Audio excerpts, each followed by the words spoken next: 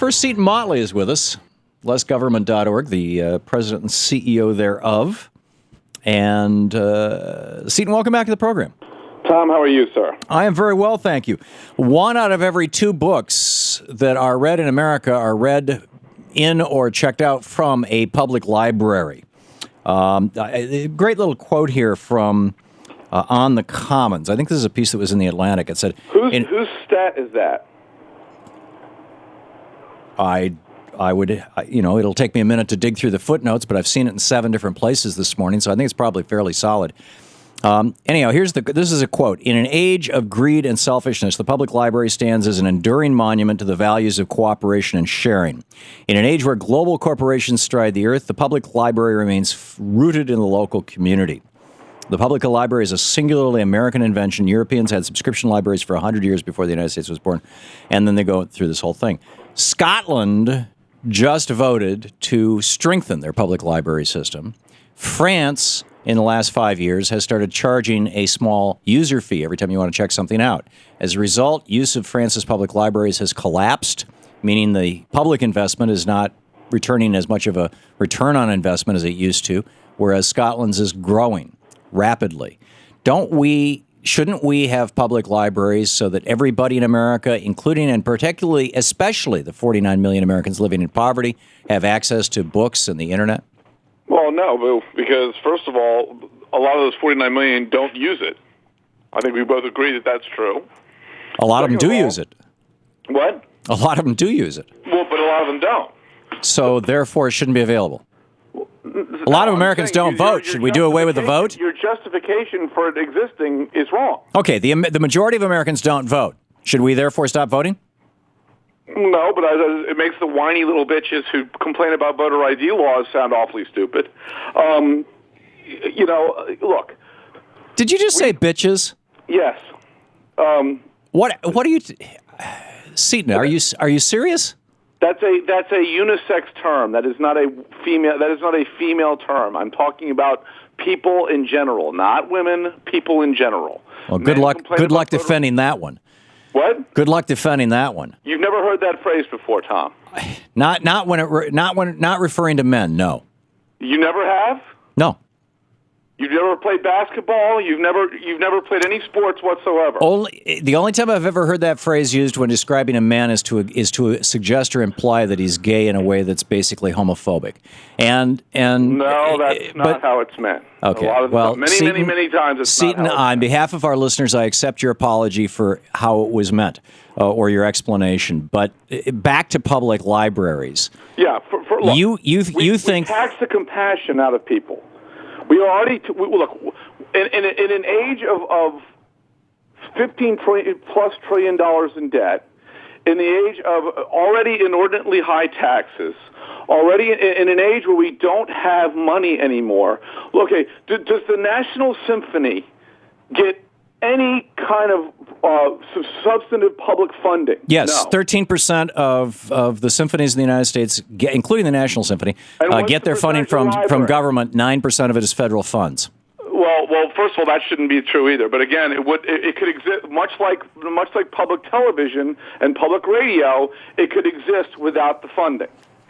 Well, so too the library. Radio and television are very different things.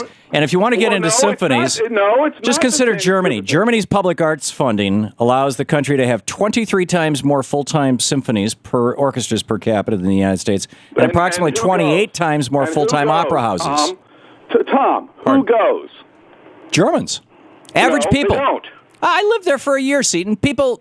It's a hoot to dress up and go to the symphony. Did you know that more Americans go to public libraries than go to movies? Tom, you know how many times I've gone to the symphony? I'm afraid to ask. Zero, Tom. Well, you've missed out on something really cool, Seton. Well, guess what? It's my choice to determine what's cool and what's not yours. And you're forcing me to pay for it means your determination of cool overrides mine. What I'm saying is that making the arts and making information available to all Americans makes us a stronger nation. Your definition, Tom. So your definition overrules mine, and my money has to be spent on your definition of cooler and better. Is that correct? Yes. That's totalitarian, Tom. That is not. That is how it works in a absolutely democracy. totalitarian. The vast majority of Americans support public libraries, Seton. If you don't like it, take it up with them. Well, I'm taking it up with you, Tom. Where are we going to get the money, Tom? Where's the money? We're $50 trillion in debt, Tom. Where's the money? Well, let's try to claw it back from those guys that Reagan and Bush gave it to. They didn't give it to it, Tom. Letting people keep their own money is not the same thing as writing somebody a government check, Tom. Me keeping my See, money you are really trying to defend this position that we should not have public libraries, that Ben Franklin was wrong. Yes, Ben Franklin was wrong. Yes. And what would you replace them with? You just say to people who can't afford to buy a book, hey, tough luck, Charlie? We tax compassion out of people, Tom. The government spending, Seton, 47. If you're talking about federal funds, 47% of people right now aren't paying federal taxes. Well, and that should be changed too. Everybody should pay federal taxes. Oh yeah, right. 100%. Yeah, it's not fair. Everybody is paying taxes. Tom, it's not fair that some people are paying taxes and some people aren't. Everybody should be paying taxes. That's the definition of fairness, Tom. Everybody doing the same thing. Everybody needs to pitch in. The 47% that are backsliding need to pitch in. Okay, so we need to get those guys who are working at Walmart and just making enough money that they can choose between food and between dog food and their Seton, are you going to let me finish one single sentence all morning? My president, Barack Obama, says everybody should have skin in the game. I agree. Everybody does have skin in the game, Seton. We're all Americans here. We're all Americans here. We're all Americans here. But 47% don't pay taxes. They don't have skin in the game. Don't pay federal taxes. And I never should have brought that up. It's a losing argument for the left. That's it's not that it's a losing argument. It's like, suddenly Seton becomes a monomaniac.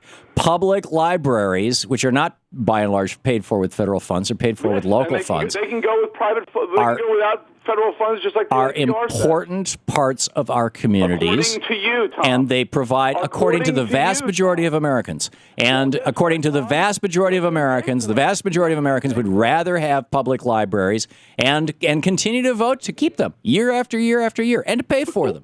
No, Tom, you know perfectly well that we're in the midst of the early stages of a vast, less government revolution where the Tea Party votes. Look. Those Tea Partiers, they really want to get rid of Medicare, don't they, Seton? Wait, Tom. They really want to get rid of Social Security, don't they, Seton? Did not want Obamacare. They shoved it down our throat, and now they're all getting thrown out of office. They're loving their Obamacare, Seton. When people understand that now their kids can stay on they can't be denied health care because of pre-existing conditions. They love it. Premiums would go down by 10 or more percent. They skyrocketed. Obama said that if you wanted your health care, you could keep it. 20 and million you can. People are going to lose their health care. No, they're not. By the CBO's own numbers, Tom. No, they're not. By the CBO's own numbers, Tom. Seton. And Obama said it would cost somehow this debate about public libraries has wandered into all kinds of different areas. But, Seton, thank you for dropping by. Thank you, sir. It's always entertaining. Seton Motley, lessgovernment.org.